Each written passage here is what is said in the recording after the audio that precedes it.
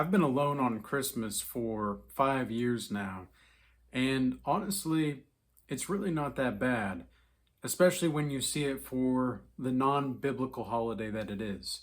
Now, I'm not saying that you shouldn't celebrate Christmas or that you should celebrate Christmas, because I do think that there are some aspects of Christmas that are very beautiful. And I think some of the symbols that are in Christmas are actually very great. But I also think that there's a lot of twists and turns that go on with the whole spirit of Christmas that really negates the whole point. A lot of people will say that, well, Jesus Christ is the reason for the season. It's like, yeah, he's always the reason for the season. Like, what? Come on now. Like, he's always the reason. And so, and there's nothing wrong with celebrating Christmas if you want to do that. I just want to make sure that I myself, I don't celebrate it anymore simply because it's not biblical. And it's not because I think that it's pagan anymore either. I used to believe that it's pagan. And I used to think to myself, well, if there is a Bible holiday, or if there is a holiday that is not in the Bible, then wouldn't that automatically make it pagan by definition? And then I thought, well, not really, because if you have like an anniversary per se, or if you have a certain celebration that you do as a tradition in your household every year that marks something special for you guys, are you doing that for the sake of paganism, or are you doing that because that's a special place for you personally? And I think that Christmas can be that special place to celebrate personally for a lot of people. However, I do think that there are pagan roots to it, and I do think that Santa Claus is not really about Saint Nick anymore anyway. Maybe it was once upon a time, but now, no. And it's turned into a consumer holiday. And this is why I've been alone on Christmas for the past 5+ years now, is because I don't really see the point in the consumerist behavior. I would rather just be around the people that I care about as often as I could and often as I can. And sure, there's a time and a place for a special occasion. There's nothing wrong with being around people that are wanting to have the best for you and be the best for you, and all that good fun stuff. There's nothing wrong with that. But I have personally been seen to be that if I am pushing people away, it's usually because God wants them removed from my life. At least nowadays. I used to have a very avoidant attachment style, but now it's more like I just don't want people around me that are not godly anymore. And I'm very, very insistent upon the truth. I want the whole truth and nothing but the truth, because I know my eternity is at stake when it comes to the afterlife and when it comes to everlasting life. I am no longer terrified that I'm not saved by Jesus Christ because I know I have a relationship to him. But there was once upon a time where, before I started to follow Christ, that I was very nervous about, well, okay, if 90% plus of the population isn't going to make it into heaven, what makes me think that I'm part of that 10%? What am I doing or what am I not doing that ensures that I'm part of that 10%? So now everything that I do in this life is oriented around the truth.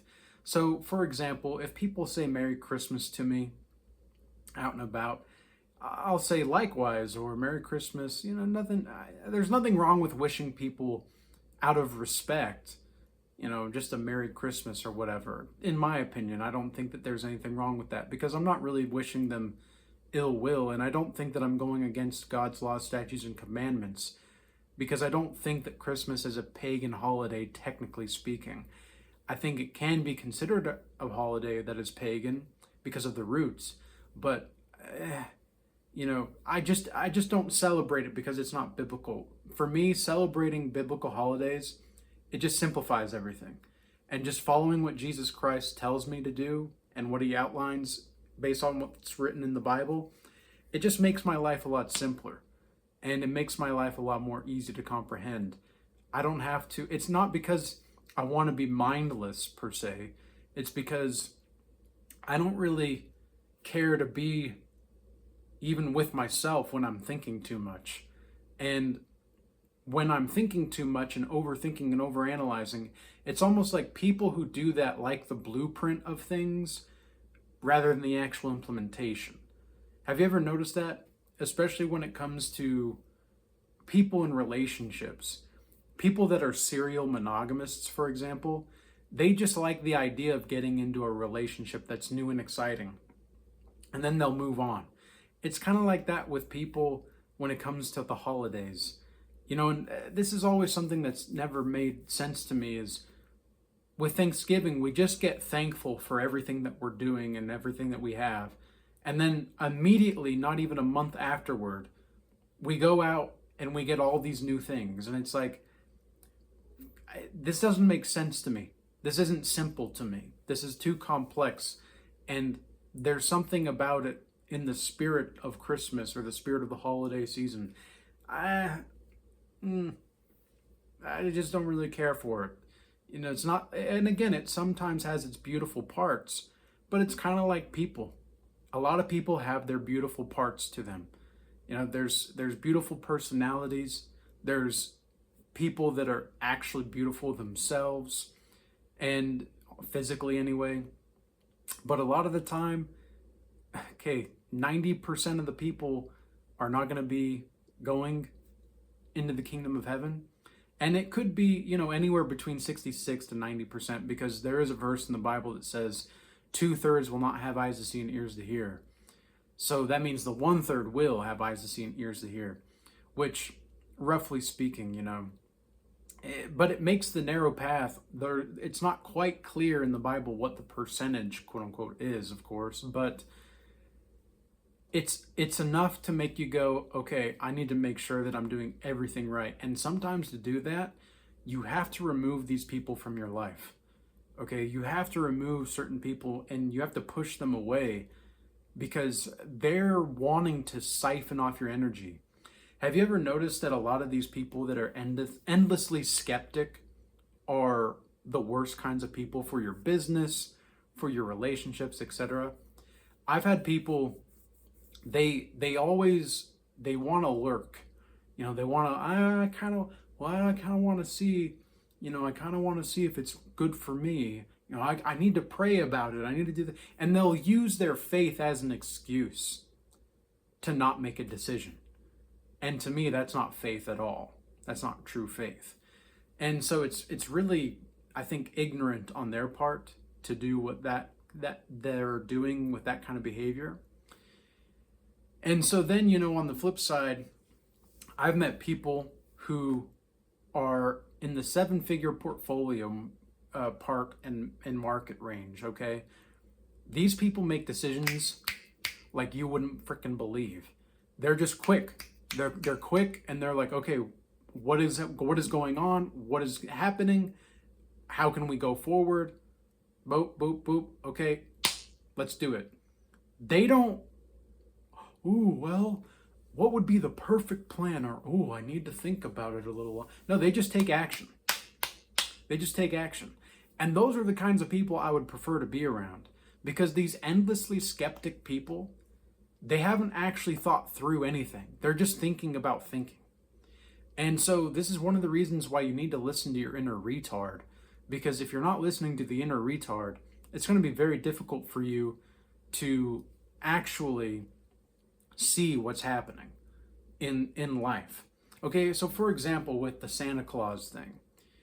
Okay, Santa, you can rearrange the letters and have it say Satan. Okay, and then with Claus, it's a contract. So there's a Satan contract there. It's blatantly right in your face. Now, of course, it might also be discussing the Dutch version of the spirit of generosity with Santa, right? And Saint Nick, because Saint Nick was a real person. However, it's not what it's become anymore. It's not what it is anymore. And this is one of the reasons why I stick to biblical holidays, is because the biblical holidays are always going to be what they're going to be. Whereas all these other holidays, I mean, yeah, you can make it personal, for sure. You can make it personal. And again, you can treat it like an anniversary. There's nothing wrong with that. But for me, it's like, why would you, because like the tree, for example, is an interesting symbolism. Okay, and a lot of people will hate on the Christmas tree. And I can understand this because, yeah, there are verses in the Bible that talk about the pagan roots of what they do when it comes to the Christmas trees. And it doesn't say Christmas in general. It just says like what kind of pagan practices uses these trees that they chop down and put ornaments on and all that. So yeah, I mean, there is that pagan aspect to it. But of course, at the same time, you can see the tree as a symbol for the cross to some degree, with the angel on top, protecting the tree maybe. However you want to use the symbolism. Okay, a lot of people ask me about my one-eyed symbolism in my profile picture, for example, as well. Okay, symbols don't really belong to you or to you or to you. Symbols are part of the collective unconscious. Carl Jung has talked a lot about this, how symbols can speak to the core of us more so than anything else, really, because there's a connection that we have innately in our biology to these symbols. And the reason that I have the one-eyed symbolism is not because I'm an occultist or because I'm a Freemason. It's because I'm wanting to take back the symbolism. Okay, think about the rainbow, for example. The rainbow used to be a symbol for God's covenant. And that is biblical, right? That is biblical. It's always going to be what it's going to be. But it can be, deranged and such. Whereas Christmas, it's not biblical to celebrate Christmas, and people can always change it. But with the Bible, for example, that rainbow or that one-eyed symbolism, because Jesus Christ at one point says that if your eye be single and full of light, then how great is that light? So he's talking about the spiritual body being as one, because that is when you are one with God's will. This is where Jesus Christ says, I and the Father are one. Not only is he declaring that he is God himself, he's also saying that he is a conduit for God's will. We can do that as well. We can be conduits for God's will. But the thing is that a lot of people don't want to see the nuance of things, and people will get their egos in the way. And I understand this. Okay, I totally get it, because there's a part of you that you want to be right. You want to be right. And then there's the other part of you where you just want the truth. And really, when it comes to these deep topics, it's best to just want the truth. It really is, because that's going to be, you're going to be able to actually see things for the reason of why they are the way that they are. And I've had a lot of people completely misunderstand. And I know I'm going to have the blatant one-eyed symbolism. People, you're evil, dude. You're part of them. If I were part of them, if I were part of the system, why am I shadow banned? If I were part of the system, why am I so into Bitcoin? Because and then people will say, oh well, the CIA's behind Bitcoin, and it's all like that. Have you done your research, man? Have you done your research? I had no idea how triggering Bitcoin could be to certain people sometimes. And people they'll try to laugh it off. They'll try to laugh it off and make it seem like they're not triggered. And it's like, you wrote a book talking about how Bitcoin is whatever. And It's like, what do you expect me to think here? You got your feelings hurt, and you want to talk about everything that you want to be right, dude. It's like, I understand where you're coming from. I see through you. It's okay. I see through this. And I don't hate you for it. It's just like I don't hate anybody that celebrates Christmas. If you celebrate Christmas, okay, whatever. Just be sure to know why you're celebrating it. That's all. That's all. I'm just saying, think about why you are doing what you're doing. And I'm not expecting anybody to get it right now. Okay? And I'm not saying I am the arbiter of truth here. I'm saying that Jesus Christ is the way, the truth, and the life. And I'm aiming to live in accordance to his laws, his statutes, his commandments. And it's not going to be anything other than that. So sometimes we're going to have to push people away so that we can live in the truth. Sometimes we have to push people away so that they don't feel entitled. This is one of the other things I hate about the holiday season, because of course there's a lot of beautiful things, but then there's things that I just absolutely hate. It's like people feel entitled to your generosity. Have you ever noticed that? People feel entitled to your time and your energy, and it's like, I'm all about the giving. I'm all about being generous. But at the same time, you're not entitled to my generosity. You're not entitled to feeling like your emergencies are my responsibilities or your feelings are my responsibilities.